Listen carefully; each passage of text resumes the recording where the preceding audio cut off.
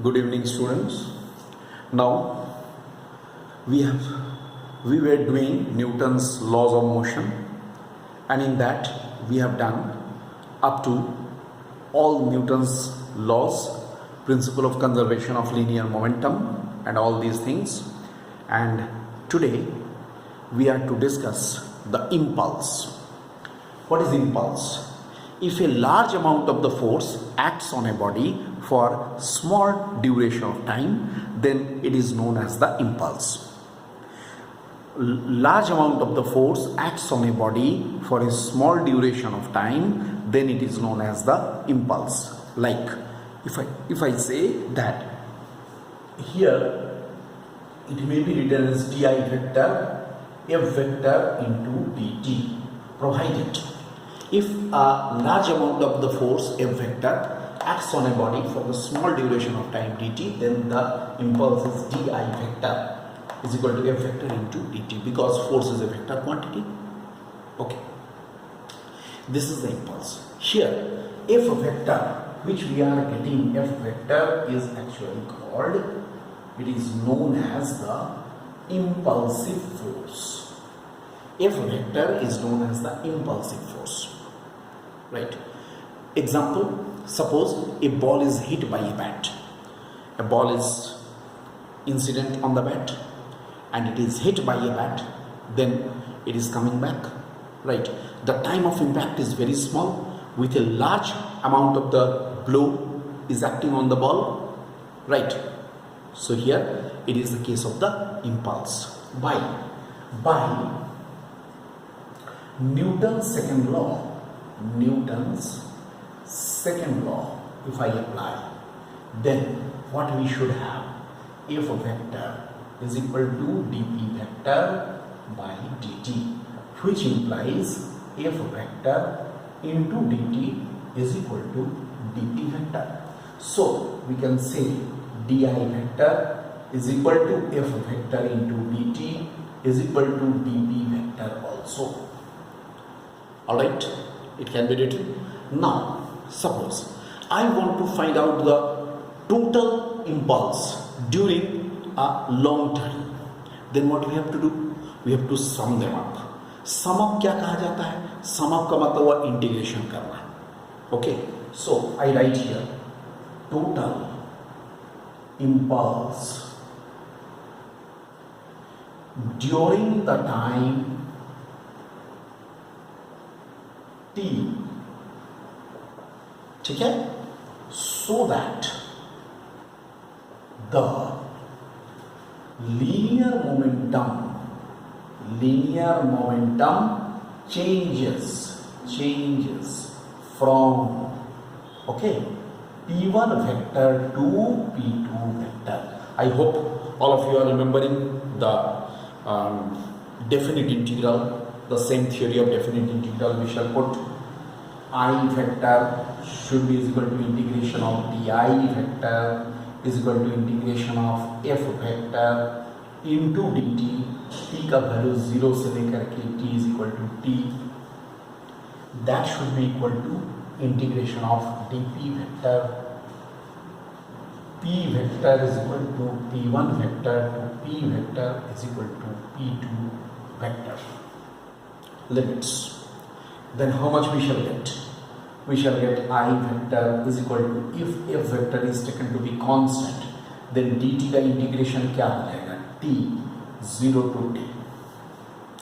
That should be equal to p vector, इसका integration dp vector का integration p vector, और यहाँ p1 vector to p2 vector. That means I vector is equal to f vector into t minus 0 is equal to p2 vector minus p1 vector. Actually it should be the value, or ultimately I can write I vector is equal to f vector into t is equal to p2 vector minus p1 vector. Look, these are all the steps for the integration, and we can find out the total impulse, the net impulse.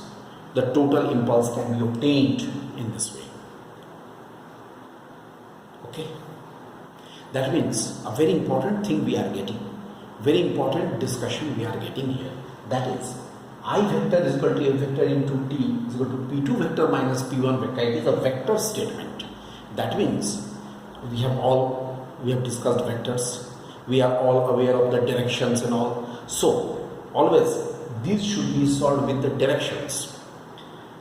Momentum, change in momentum. What we are getting? Impulse is equal to the change in momentum. Impulse is equal to the change in momentum. So if we are saying impulse is equal to change in momentum, right? So change in momentum should be done vectorially. Change in momentum should be substituted vectorially. That is a very important point.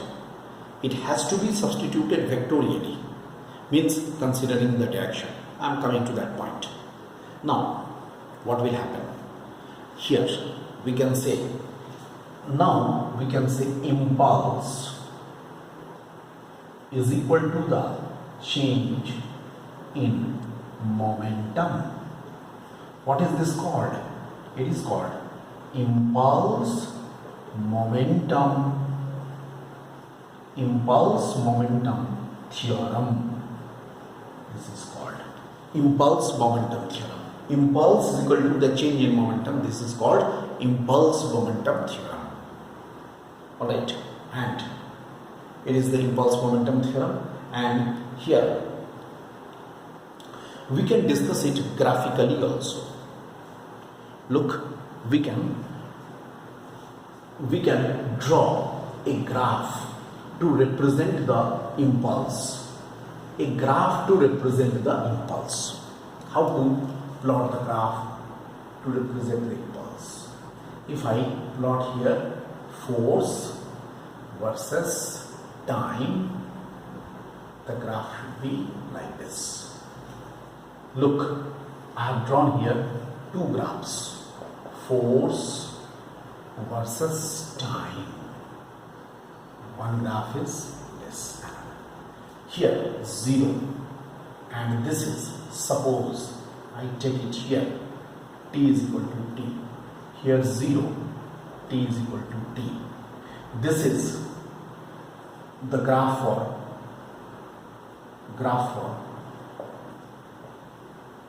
constant force, and this is the graph for variable force. Generally, variable force, its nature is like this. It goes to the optimum value, maximum value. It goes to the maximum value and again comes to 0. So, this shaded portion, this is area under the graph.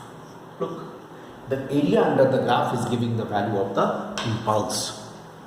The area under the graph is giving us the value of impulse.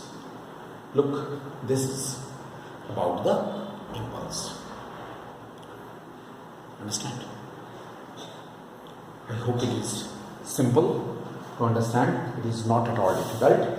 So, here, dear students, in NCERT, the question is there regarding impulse. There is a question, that is question number 5.18. I discuss just because, as I told you here, it is the change in momentum, means I have to consider the momentum change, and momentum change has to be considered vectorially, right? So until and unless I show you, you cannot understand it properly. Look, like this. See here.